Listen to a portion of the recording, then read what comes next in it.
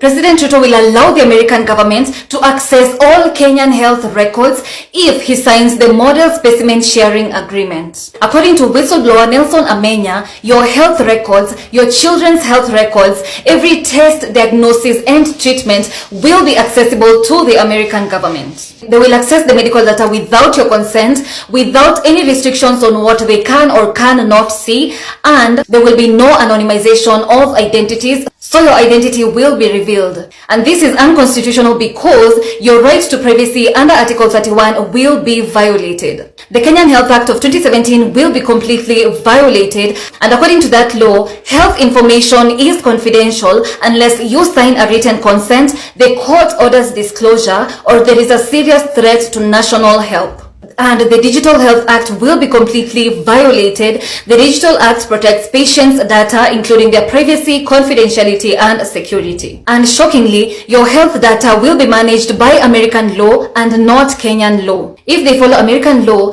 then it means your Kenya data protection rights will not exist to them. It means the Kenyan courts will be completely powerless because it is not within their jurisdiction, and it will also mean that the Office of the Data Protection Commissioner will be powerless as well. And shockingly, the US government will get the data from Kenya for 25 years, and in return, Kenya will only get limited funding from US from 2026 to 2030.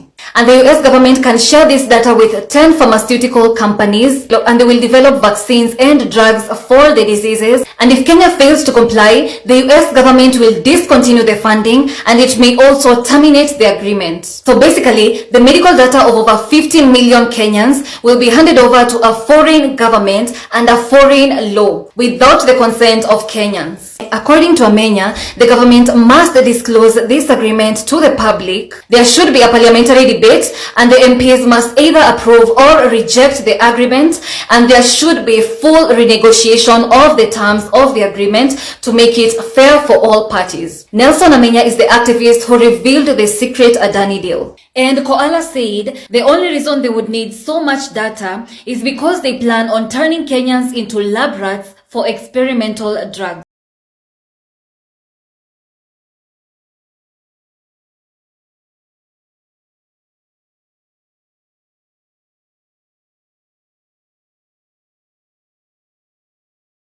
Because the devil is in the details, I want to tell you exactly what is in that document that William Ruto signed yesterday, essentially giving away our health sovereignty as a nation, as a people.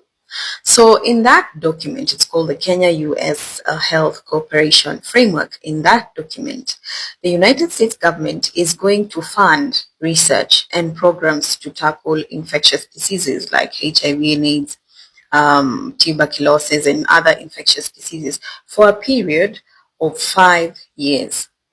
And in return, they can access all our medical data. Anytime you go to a hospital and get tested and get treated, your data can be accessed by the US government for a period of 25 years. Now, remember, not so long ago, Donald Trump, who is the president of the United States, abolished or shut down US aid, right? Because they said it's being used wrongly. It's being used to steal money, and money is being wasted. So he shut it down. So now, that money that the US is going to fund, or the money that the US is going to give us to help us to tackle these infectious diseases, is going to be given to government people or government, for example, the Ministry of Health and other faith-based communities or people that deal with health, because kuna hospitali zinaraniwa na church, right? So yeah, essentially we know in this country nothing works. Mara ngapi watu wamefukuza hospitali because they don't have money. So when you hear that money is going to the government, you know that money is going to people's pockets. So essentially what has happened? Sini kuuzwa imeuzwa, sini data imeuzwa, ama what do you think? Ladies and gentlemen, Kenyans of goodwill, President Ruto is at it again. He's currently on tour to the US. He's going to witness a peace treaty being signed. But aside from that, he's also going to sign away our health sovereignty. Now, we are not citizens of the United States, but because Ruto is going to sign away our health sovereignty, the United States now can access medical records for Kenyans, data that belongs to us without our consent. Remember, health is devolved. Again, we are not United States citizens, so I wonder what the United States government would want to be doing with our medical records. I keep saying the agenda is one. I keep saying protect your data, protect yourself. They are trying to gather data, gather information, and they're doing it by all means possible. Hi fam. Wacha nikwambie, leo karibu Ruto amwage unga pale Washington DC. You know, after we got the health framework and of cooperation agreement signed, I think Ruto was overexcited, or rather, the person who wrote Ruto's speech on the tablet or the iPad maybe made the mistake, and Ruto, Ruto's reflexes corrected it. Or he was still remembering the last time that he visited US and Joe Biden was the president, because he almost thanked President Biden.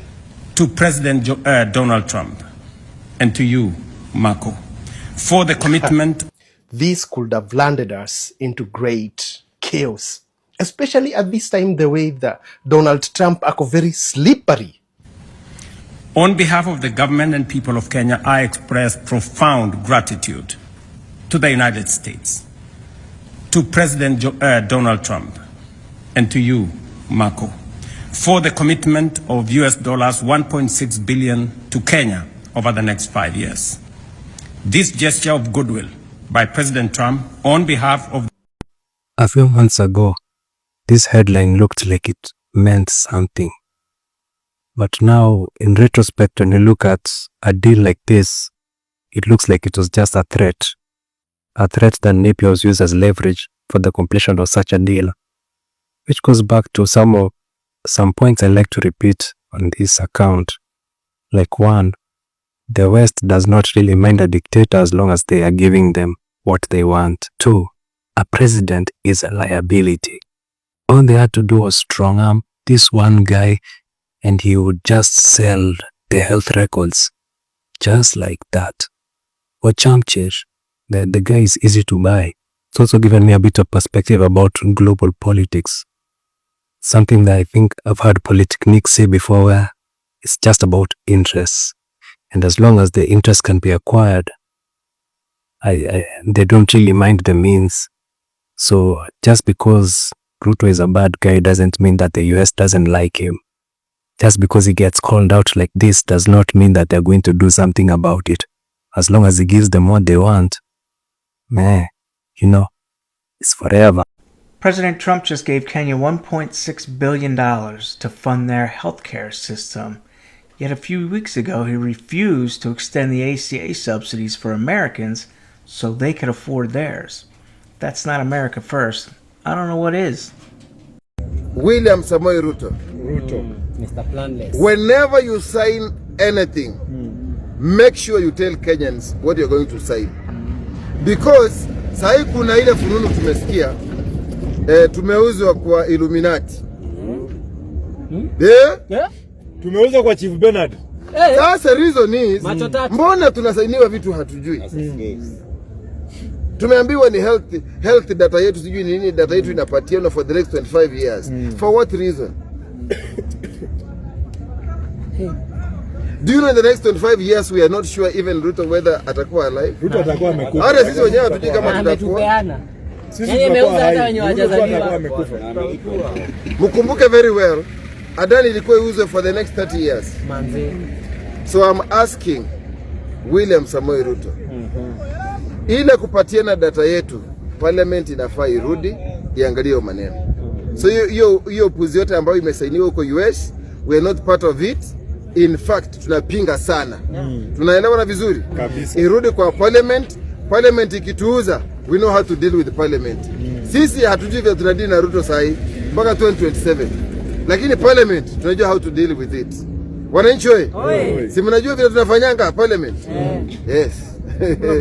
Hiyo we occupy, we don't joke. But Ruto, wewe tumekupatia miaka yako, maliza, but hiyo vitu ulisaini huko irudi parliament tuiangalie vizuri.